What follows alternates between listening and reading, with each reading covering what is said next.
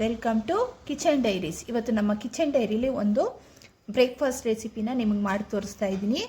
ಯಾವಾಗಲೂ ಚಪಾತಿ ದೋಸೆ ತಿಂದು ಬೇಜಾರಾದವರು ಒಂದ್ಸಲ ಈ ಥರ ರೆಸಿಪಿನ ಮನೇಲಿ ಟ್ರೈ ಮಾಡಿ. ತುಂಬಾ ಚೆನ್ನಾಗಿರುತ್ತೆ. ಆಲೂಗಡ್ಡೆ ಸ್ಟಫಿಂಗ್ ಮಾಡಿಕೊಂಡು ಚಪಾತಿ ಒಳಗಡೆ ಇಟ್ಟು ಪರೋಟ ಥರ ರೆಡಿ ಮಾಡ್ಕೋಬೋದು. ತುಂಬಾ ಟೇಸ್ಟಾಗಿರುತ್ತೆ, ಎಲ್ಲರೂ ಇಷ್ಟಪಟ್ಟು ತಿಂತಾರೆ. ಇವತ್ತಿನ ರೆಸಿಪಿ ಹೇಗೆ ಮಾಡೋದಂತ ಈಗ ನೋಡೋಣ. ಮೊದಲಿಗೆ ನಾನು ಇಲ್ಲಿ ಒಂದು 5 ರಿಂದ 6 ಆಲೂಗಡ್ಡೆನ ಬೇಯಿಸಿ ತೆಗೆದು ಸಿಪ್ಪೆ ತೆಗೆದು ಸುಲಿದಿಟ್ಕೊಂಡಿದ್ದೀನಿ. ಇದು ಈಗ ಸೈಡಲ್ಲಿರಲಿ. ಇದ್ರ ಜೊತೆಗೆ ನಾನು ಇಲ್ಲಿ 2 ಸಣ್ಣ ಮೀಡಿಯಮ್ ಸೈಜ್ ಇರೋ ಈರುಳ್ಳಿನ ಸಣ್ಣ ಸಣ್ಣದಾಗಿ ಹೆಚ್ಚಿಟ್ಕೊಂಡಿದ್ದೀನಿ. ಸ್ವಲ್ಪ ಕರ್ಬೇವಿನ ಸೊಪ್ಪು ಮತ್ತು ಒಂದು ಚಿಕ್ಕ ಸೈಜು ಬೆಳ್ಳುಳ್ಳಿನ ಸುಲಿದು ಸಣ್ಣ ಸಣ್ಣದಾಗಿ ಕಟ್ ಮಾಡಿ ಇಟ್ಕೊಂಡಿದ್ದೀನಿ. ಹಾಗೆ 1 ಇಂಚಷ್ಟು ಶುಂಠಿನ ಕಟ್ ಮಾಡಿ ಇಟ್ಕೊಂಡಿದ್ದೀನಿ. ಒಂದು 2 ಹಸಿಮೆಣಸಿನ್ಕಾಯಿ ತೊಗೊಂಡಿದ್ದೀನಿ. ಹಾಗೆಯೇ ಸ್ವಲ್ಪ ಕೊತ್ತಂಬರಿ ಸೊಪ್ಪನ್ನ ರೆಡಿ ಮಾಡಿ ಇಟ್ಕೊಂಡಿದ್ದೀನಿ. ಇಷ್ಟನ್ನು ರೆಡಿ ಮಾಡಿ ಇಟ್ಕೊಂಡಿದ್ದೀನಿ.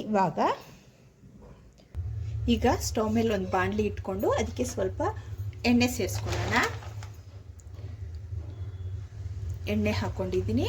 ಎಣ್ಣೆ ಸ್ವಲ್ಪ ಬಿಸಿ ಆಗಲಿ. ನೋಡಿ, ಈಗ ಎಣ್ಣೆ ಬಿಸಿಯಾಗಿದೆ. ನಾನು ಸ್ವಲ್ಪ ಸಾಸಿವೆನ ಸೇರಿಸ್ಕೊಳ್ತಾ ಇದ್ದೀನಿ.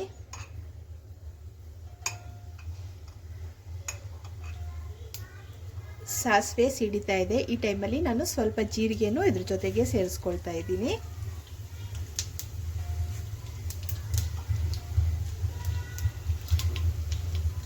ಜೀರಿಗೆ ಸೇರಿಸ್ಕೊಂಡ್ಮೇಲೆ ಇಲ್ಲಿ ಒಂದು ಅರ್ಧ ಸ್ಪೂನಷ್ಟು ಅಜ್ವಾಯಿನ ಕೈಗೆ ಹೀಗೆ ತಗೊಂಡು ಕ್ರಷ್ ಮಾಡಿ ಸೇರಿಸ್ಕೊಳ್ತಾ ಇದ್ದೀನಿ. ಆಗ ಫ್ಲೇವರ್ ಚೆನ್ನಾಗಿರುತ್ತೆ ಅಂತ ಅಷ್ಟೇ. ಈಗ ಸ್ವಲ್ಪ ಇಂಗು ಪೌಡ್ರನ್ನ ಇದಕ್ಕೆ ಸೇರಿಸ್ಕೊಳ್ತಾ ಇದ್ದೀನಿ. ಸೇರಿಸ್ಕೊಂಡ್ಮೇಲೆ ನಾವು ತೆಗೆದಿಟ್ಕೊಂಡಿದ್ದೀವಲ್ಲ ಈರುಳ್ಳಿನ, ಕರ್ಬೇವಿನ ಸೊಪ್ಪನ್ನು ಸೇರಿಸ್ಕೊಳ್ಳೋಣ.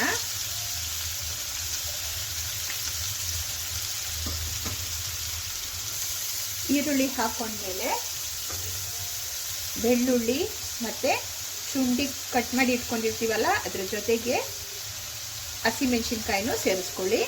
ಇದೆಲ್ಲ ಚೆನ್ನಾಗಿ ಫ್ರೈ ಆಗಬೇಕು. ನೋಡಿ, ಈಗ ಈರುಳ್ಳಿ ಬೆಳ್ಳುಳ್ಳಿ ಶುಂಠಿ ಎಲ್ಲ ಚೆನ್ನಾಗಿ ಫ್ರೈ ಆಗಿ ಗಮ್ ಅಂತ ಸ್ಮೆಲ್ ಬರ್ತಿದೆ. ಈ ಟೈಮಲ್ಲಿ ನಾನು ಒಂದು 1/4 ಸ್ಪೂನಷ್ಟು ಅರಿಶಿನ ಪುಡಿನ ಸೇರಿಸ್ಕೊಳ್ತಾ ಇದ್ದೀನಿ. ಇದು ಹಾಕೊಂಡ್ಮೇಲೆ 1 ಸ್ಪೂನಷ್ಟು ಚಿಲ್ಲಿ ಪೌಡ್ರ್ ಸೇರಿಸ್ಕೊಳ್ತಾ ಇದ್ದೀನಿ. ಚಿಲ್ಲಿ ಪೌಡರು ನಿಮ್ಮ ಖಾರಕ್ಕೆ ತಕ್ಕಂಗೆ ಹೆಚ್ಚು ಕಮ್ಮಿ ಮಾಡಿಕೊಂಡು ಸೇರಿಸ್ಕೊಳ್ಳಿ. ಈಗ ನಾನು ಸ್ವಲ್ಪ ಚಾಟ್ ಮಸಾಲೆನ ಸೇರಿಸ್ಕೊಳ್ತಾ ಇದ್ದೀನಿ. ಇದು ಸೇರಿಸ್ಕೊಂಡ್ಮೇಲೆ ಒಂದು 20 ಸೆಕೆಂಡ್ಗಳ ಕಾಲ ಹೀಗೆ ಜಸ್ಟ್ ಈರುಳ್ಳಿ ಜೊತೆ ಹೀಗೆ ಫ್ರೈ ಮಾಡಿ. ಫ್ರೈ ಮಾಡಿದ್ಮೇಲೆ ಇಲ್ಲಿ ನಾವು ಆಲೂಗಡ್ಡೆ ತೊಗೊಂಡಿರ್ತೀವಲ್ಲ ಅದನ್ನು ಸ್ಮ್ಯಾಶ್ ಮಾಡಿ ಇದ್ರ ಜೊತೆಗೆ ಸೇರಿಸ್ಕೊಳ್ಳಿ.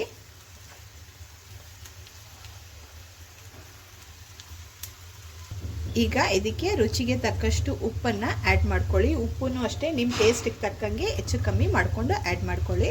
ಮತ್ತು ಇಲ್ಲಿ ನಾನು ಸ್ವಲ್ಪ ಕೊತ್ತಂಬರಿ ಸೊಪ್ಪು ತೆಗೆದಿಟ್ಕೊಂಡಿದ್ನಲ್ಲ ಅದನ್ನು ಇದಕ್ಕೆ ಹಾಕ್ಕೊಂಡು ಚೆನ್ನಾಗಿ ಮಿಕ್ಸ್ ಮಾಡ್ಕೊಳ್ಳೋಣ.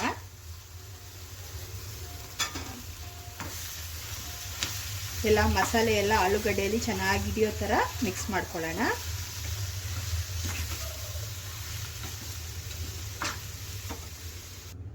ನೋಡಿ, ಚೆನ್ನಾಗಿ ಮಿಕ್ಸ್ ಮಾಡ್ಕೊಂಡಿದ್ದೀನಿ. ನೋಡಿ, ಈ ಹದಕ್ಕೆ ಚೆನ್ನಾಗಿ ಮಸಾಲೆನೂ ಆಲೂಗಡ್ಡೆನೂ ಚೆನ್ನಾಗಿ ಒಂದಕ್ಕೊಂದು ಬೆರೆಯೋ ಥರ ಮಿಕ್ಸ್ ಮಾಡ್ಕೋಬೇಕು. ಈಗ ಸ್ಟವ್ ಫ್ಲೇಮ್ನ ಆಫ್ ಮಾಡಿ ಇದನ್ನು ಸ್ವಲ್ಪ ತಣ್ಣಗಾಗೋಕ್ಕೆ ಬಿಡೋಣ. ಈಗ ಸ್ಟಫಿಂಗು ರೆಡಿ ಆಗಿದೆ. ಇದನ್ನು ಸ್ವಲ್ಪ ತಣ್ಣಗಾಗೋಕ್ಕೆ ಬಿಡೋಣ. ಈಗ ನೋಡಿ, ಇಲ್ಲಿ ನಾನು ಒಂದು 4 ಕಪ್ಪಷ್ಟು ಗೋಧಿ ಹಿಟ್ಟನ್ನು ತಗೊಂಡಿದ್ದೀನಿ. ಅದಕ್ಕೆ ಸ್ವಲ್ಪ ಉಪ್ಪನ್ನು ಆ್ಯಡ್ ಮಾಡ್ಕೊಳ್ತೀನಿ.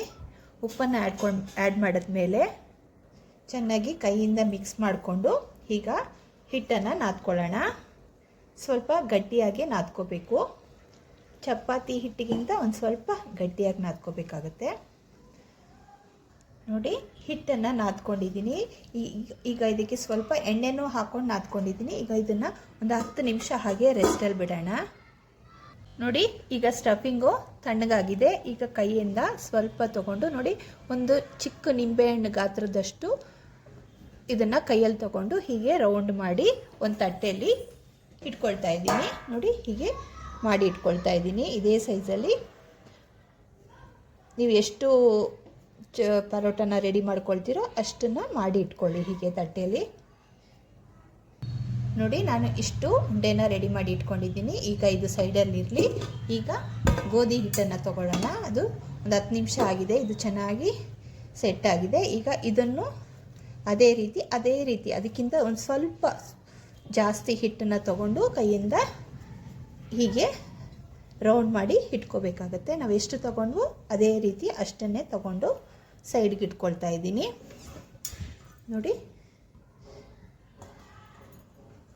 ನೋಡಿ ಇದನ್ನು ರೆಡಿ ಮಾಡಿ ಇಟ್ಕೊಂಡಿದ್ದೀನಿ. ಈಗ ಲಟ್ಟಿಸ್ಕೊಳ್ಳೋಣ. ನಾವು ಎರಡನ್ನೂ ರೆಡಿ ಮಾಡಿ ಇಟ್ಕೊಂಡಿದ್ದೀನಿ.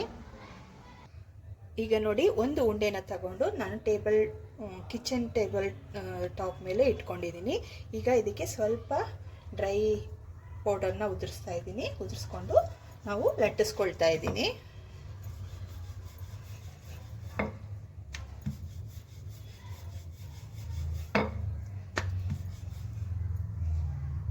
ನೋಡಿ ಇಷ್ಟು ದೊಡ್ಡದಾಗಿ ಲಟ್ಟಿಸ್ಕೊಳ್ತಾ ಇದ್ದೀನಿ. ಈಗ ಒಂದು ಸ್ಟಫಿಂಗ್ ಉಂಡೆನ ತೆಗೆದು ಇದರ ಮೇಲೆ ಹೀಗೆ ಸ್ಪ್ರೆಡ್ ಮಾಡ್ಕೊಳ್ತಾ ಇದ್ದೀನಿ. ಸ್ಪ್ರೆಡ್ ಮಾಡಿಕೊಂಡು ಹೀಗೆ ಕ್ಲೋಸ್ ಮಾಡ್ಕೊಳ್ಳೋಣ. ನೋಡಿ ಹೀಗೆ ಕ್ಲೋಸ್ ಮಾಡ್ಕೊಳ್ತಾ ಇದ್ದೀನಿ. ಕ್ಲೋಸ್ ಮಾಡಿ ಸೆಂಟ್ರಲ್ಲಿ ಒಂದು ಸ್ವಲ್ಪ ದಪ್ಪ ಆಗುತ್ತಲ್ಲ ಅದನ್ನು ಬೇಕಾದರೆ ನೀವು ತೆಗೆದು ಬಿಡ್ಬೋದು, ಇಲ್ಲ ಹಾಗೇ ಕ್ಲೋಸ್ ಮಾಡಿಬಿಡ್ಬೋದು. ಈಗ ನೋಡಿ ರೆಡಿಯಾಗಿದೆ.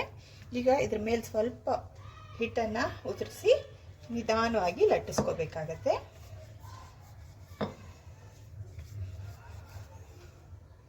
ನೋಡಿ ಈ ಹದಕ್ಕೆ ನಾನು ಲಟ್ಟಿಸ್ಕೊಂಡಿದ್ದೀನಿ. ತುಂಬ ತೆಳ್ಳಗೆ ಲಟ್ಟಿಸ್ಕೋಬಾರ್ದು, ಇಷ್ಟು ದಪ್ಪ ಇರೋಂಗೆ ನೋಡ್ಕೊಳ್ಳಿ, ಇಲ್ಲದಿದ್ದರೆ ಸ್ಟಫಿಂಗ್ ಎಲ್ಲ ಹೊರಗಡೆ ಬಂದ್ಬಿಡುತ್ತೆ. ಈಗ ನಾವು ಸ್ಟವ್ ಮೇಲೆ ತವ ಬಿಸಿ ಮಾಡೋಕ್ಕಿಡೋಣ. ಈಗ ನೋಡಿ ತವ ಚೆನ್ನಾಗಿ ಬಿಸಿಯಾಗಿದೆ. ಈ ಟೈಮಲ್ಲಿ ನಾವಿಲ್ಲಿ ರೆಡಿ ಮಾಡಿ ಇಟ್ಕೊಂಡಿರೋ ಪರಾಟನ ಇದ್ರ ಮೇಲೆ ಹಾಕ್ಕೊಳ್ಳೋಣ. ಹಾಕ್ಕೊಂಡು 1 ನಿಮಿಷ ಆದಮೇಲೆ ಇದಕ್ಕೆ ನಾನು ಎಣ್ಣೆನ ಹಾಕ್ಕೊಳ್ತಾ ಇದ್ದೀನಿ. ಎಣ್ಣೆ ಹಾಕ್ಕೊಳ್ಳೋಕೆ ಇಷ್ಟ ಇಲ್ಲದೆ ಇರೋರು ತುಪ್ಪ ಅಥವಾ ಬೆಣ್ಣೆನ ಯಾವುದಾದ್ರೂ ಹಾಕ್ಕೋಬೋದು. ಹಾಕ್ಕೊಂಡು ನೋಡಿ ಈಗ ಇದನ್ನು ತಿರುಗಿಸಾಕ್ತಾ ಇದ್ದೀನಿ. ಎರಡು ಕಡೆಯೂ ಚೆನ್ನಾಗಿ ನಾವು ಬೇಯಿಸ್ಕೋಬೇಕಾಗತ್ತೆ. ನೋಡಿ ಉಬ್ಬೋದು ಕಾಣ್ತಿದೆಯಾ ನಿಮಗೆ? ಸೈಡಲ್ಲೆಲ್ಲ ಹೆಂಗೆ ಎಷ್ಟು ಚೆನ್ನಾಗಿ ಉಬ್ತಿದೆ ನೋಡಿ. ಎರಡು ಕಡೆಯೂ ಚೆನ್ನಾಗಿ ಗೋಲ್ಡನ್ ಬ್ರೌನ್ ಬರೋವರೆಗೂ ಬೇಯಿಸಿ ತಗೋಬೇಕು.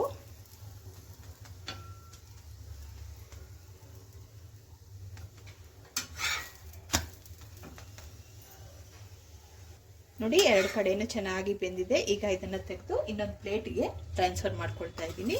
ಈಗ ನಾನು ಇನ್ನೊಂದನ್ನು ಹಾಕೊಳ್ತಾ ಇದ್ದೀನಿ. ಇನ್ನೊಂದನ್ನು ಹಾಗೇನೆ ನಾವು ಬೇಯಿಸ್ಕೊಳ್ಳೋಣ.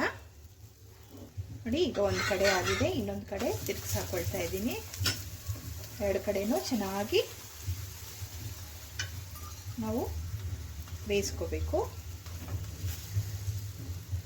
ತುಪ್ಪ ಹಾಕೋರು ತುಪ್ಪ ಹಾಕೋಬೋದು, ಬೆಣ್ಣೆ ಯೂಸ್ ಮಾಡೋರು ಬೆಣ್ಣೆ ಯೂಸ್ ಮಾಡ್ಕೋಬೋದು. ನಾನಿವತ್ತು ಎಣ್ಣೆನೇ ಯೂಸ್ ಮಾಡ್ತಾ ಇದ್ದೀನಿ.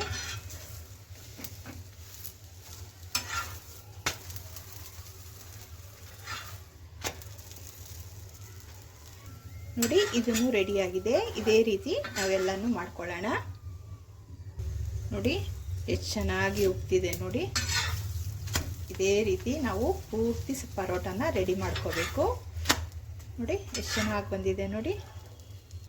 ನೋಡಿ ಎಲ್ಲನೂ ಇದೇ ರೀತಿ ರೆಡಿ ಮಾಡಿ ಇಟ್ಕೊಂಡಿದ್ದೀನಿ. ಇದ್ರ ಜೊತೆಗೆ ಮೊಸರು ಜೊತೆನೂ ತಿನ್ಕೋಬೋದು, ಹಾಗೇನೂ ತಿನ್ಕೋಬೋದು. ತುಂಬಾ ಚೆನ್ನಾಗಿರುತ್ತೆ. ಯಾವಾಗಲೂ ಚಪಾತಿ ಮಾಡಿ ತಿನ್ನೋ ಬದಲು ಒಂದ್ಸಲ ಈ ಥರ ರೆಸಿಪಿನ ನೀವು ಟ್ರೈ ಮಾಡಿ. ಟಿಫನ್ ಬಾಕ್ಸ್ಗೆಲ್ಲ ತುಂಬಾ ಚೆನ್ನಾಗಿರುತ್ತೆ, ಮಕ್ಕಳು ಇಷ್ಟಪಟ್ಟು ತಿಂತಾರೆ.